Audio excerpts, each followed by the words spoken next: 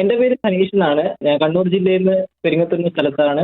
Civil engineer ആണ്. താങ്കൾ ഉണ്ടാക്കുന്ന വീടിനൊക്കെ എന്തെങ്കിലുമൊക്കെ ടിപ്പൊക്കെ പറഞ്ഞു കൊടുക്കാറുണ്ടോ ചൂട് കുറയ്ക്കാൻ വേണ്ടിയിട്ട്? നമ്മളതായ സജഷൻ പറഞ്ഞു കൊടുക്കും. അവരുടെ ഇഷ്ടം കൂടി നോക്കിയിട്ടാണ് നമ്മൾ പണിത് കൊടുക്കുക. കാരണം അവരവരുടെ സ്വപ്നം ആയിരിക്കുമല്ലോ, സ്വപ്ന വീട്. അതെ അതെ. സാധാരണ ആളുകൾ ഉണ്ടാക്കുന്ന ഇപ്പൊ ഈ ചൂട് കാലമാണല്ലോ, ചെയ്യുന്ന ചെറിയ ചില മിസ്റ്റേക്കുകൾ പറഞ്ഞുതരാവോ? ട്രഡീഷണലിലേക്കാണ് പോകുന്നത്. കാരണം പണ്ട് കാലങ്ങളിലാണ് കൂടുതലും നമ്മൾ വാസ്തുശാസ്ത്രപരമായിട്ടും മനുഷ്യന്റെ ശരീരത്തെയും പിന്നെ മനസ്സിനെയും എല്ലാം നല്ല രീതിയിൽ നോക്കിയിട്ടാണ് പണ്ട് കാലങ്ങളിൽ വീട് കൺസ്ട്രക്ഷൻ ചെയ്തിരിക്കുന്നത്. ആ. പക്ഷെ ഇന്നത് ടെക്നോളജികൾ മാറിയ ശേഷം പഴയ ആൾക്കാർ കൊടുത്തിരിക്കുന്ന കണ്ടന്റ് ഒന്നും ഉപയോഗിക്കുന്നില്ല. ഡിസൈനിങ് മാത്രം നോക്കിയിട്ട് പുതിയ പുതിയ മോഡല് പ്രകൃതിയായിട്ട് ഇണങ്ങി നിൽക്കാനുള്ള ഒരു ടെൻഡൻസി ഉണ്ടാവില്ല കൺസ്ട്രക്ഷനിൽ. ഇപ്പൊ താങ്കൾ അതിന് ശരിക്കും സ്വന്തം ജീവിതം കൊണ്ട് ഒരു മാതൃക സൃഷ്ടിച്ചിരിക്കുകയാണ്. അവിടെയാണ് താങ്കൾ സ്റ്റാർ ആയത്. അതെ അതെ. നമുക്ക് കിട്ടുന്ന ചെറിയ ബഡ്ജറ്റില് ചെറിയ സ്ഥലത്ത് പഴയ കാലങ്ങളിൽ ആ. അവര് ചൂട് കുറക്കാൻ വേണ്ടിയിട്ട് കൺസ്ട്രക്ഷനിൽ എന്തൊക്കെയാണ് ഉപയോഗപ്പെടുത്തിയിരിക്കുന്നത് അതേ സെയിം മെറ്റീരിയൽസ് ഉപയോഗിച്ച് നമ്മളിവിടെ കുറഞ്ഞ ചെലവിൽ വീട് പണിതിരിക്കുന്നു. പഴയ കാലത്ത് ഉപയോഗിച്ചിരിക്കുന്ന തടിമരങ്ങൾ, കൾക്കോലുകൾ, അതിന്റെ സീലിംഗ് ഓട് ആ. അതൊക്കെ മണ്ണിലാണ് ചെയ്തിരിക്കുന്നത്. അപ്പൊ മണ്ണ് നമ്മൾ ചൂടാകുമ്പോൾ എപ്പോഴും തണുപ്പായിരിക്കും. ആ. പിന്നെ അടിയിൽ നമ്മൾ ചവിട്ടുന്ന തറയോട്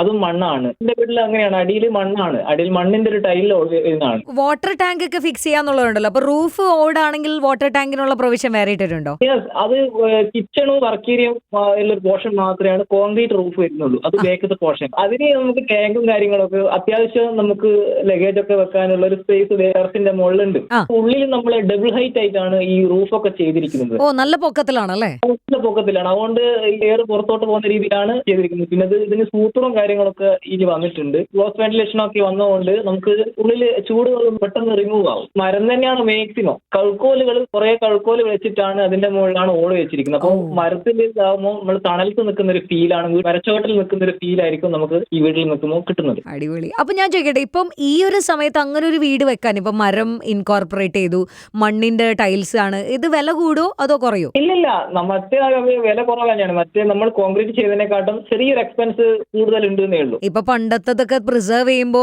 അതിന് വില കൂടുതലാണല്ലോ ഒരു ഫാഷൻ, അതുകൊണ്ട് ചോദിച്ചാട്ടാ. അതെ അതെ. അത് വെച്ചാൽ അതിന് വർക്ക് കൂടുതലാണ്, പണിത്തരങ്ങൾ കൂടുതലാണ്. കഴുക്കോല് എന്നൊക്കെ പറയുമ്പോഴേ ഇത് പിന്നെ തകരാറിലാവോ എന്നൊക്കെ ഉള്ള ഒരു പേടി ഉണ്ടാവുമല്ലോ. ഇല്ല, അങ്ങനെ ഇതൊന്നുമില്ല. നമ്മൾ അതിൻ്റെതായ രീതിയിൽ അതിനെ ട്രീറ്റ് ചെയ്തിട്ടാണ് ഇത് ചെയ്തിരിക്കുന്നത്. ഡീസൽ ഉപ്പൊക്കെ അടിച്ച് പിന്നെ കംപ്ലീറ്റ് പ്രൊട്ടക്ഷൻ ചെയ്തിട്ടാണ് നമ്മൾ ഇതിൽ കയറ്റിയിരിക്കുന്നത്. അപ്പൊ നാട്ടിൽ എത്ര ചൂട് കൂടിയാലും സനീഷിന്റെ വീട് കൂളിംഗ് ആയിരിക്കും എന്നല്ലേ? എപ്പോഴും കുളിക്കും.